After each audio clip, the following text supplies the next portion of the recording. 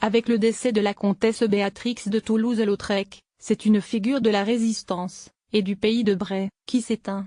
Son inhumation aura lieu à Grigneuseville. Figure de la résistance, la comtesse Béatrix de Toulouse-Lautrec est décédée dimanche 26 novembre 2017 en Suisse où elle résidait, près de son fils Guillaume. C'est à Grigneuseville, Seine-Maritime, dans son village, qu'elle sera inhumée mardi 5 décembre 2017. Nous retenons une phrase qu'elle aimait répéter: même le plus noir nuage a toujours sa frange d'or, souligne le maire Lefebvre. Elle a été déportée au camp de Ravensbrück avec sa maman à l'âge de 20 ans pour fait de résistance.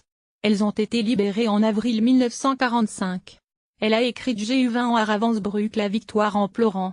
À ce titre, elle a reçu une médaille militaire à laquelle elle tenait beaucoup. Plus tard, elle animera de nombreuses conférences, y compris à Grigneuseville, afin de faire part de ce qu'elle avait vécu dans les camps de concentration et de porter aux nouvelles générations un message de paix, d'espoir et même de pardon. À Grigneuseville, elle s'est beaucoup investie dans la vie de la commune en tant que conseillère municipale et dans la vie paroissiale. Amoureuse de Grigneuseville, son histoire d'amour avec le village remonte à son enfance.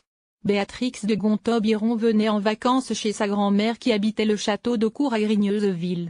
À plusieurs reprises lors de ses séjours, elle fréquentait l'école du village. Elle se marie en 1947 avec le comte-colonel Raymond de Toulouse-Lautrec.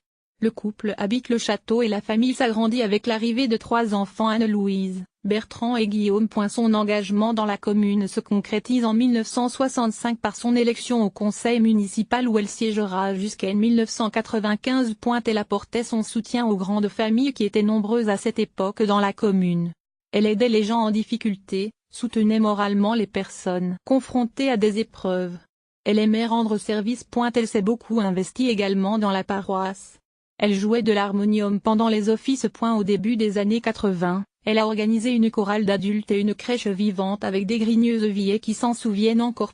Elle donnait aussi des cours de catéchisme. Elle a contribué aussi à la venue de l'abbé Pierre en 1990 aux côtés de Michel Philippe, maire. Avec son mari, le comte de Toulouse-Lautrec, ils étaient très attachés à la préservation du patrimoine. Grâce à leurs relations, ils ont obtenu des subventions pour la restauration de la chapelle de Louveteaux qui est classée rénovation de la toiture, restauration des statues, réparation de l'harmonium de l'église. Lors de l'autoconstruction de la salle des fêtes communales par les habitants en 1969, la famille a mis à disposition du personnel afin de participer au grand élan de bénévolat organisé dans la commune par le conseil municipal et le comité des fêtes. Grâce à leurs relations, de nombreuses personnalités ont été reçues au château d'Aucourt: Jean Le Canuet, la comtesse de Paris, la princesse Sturza.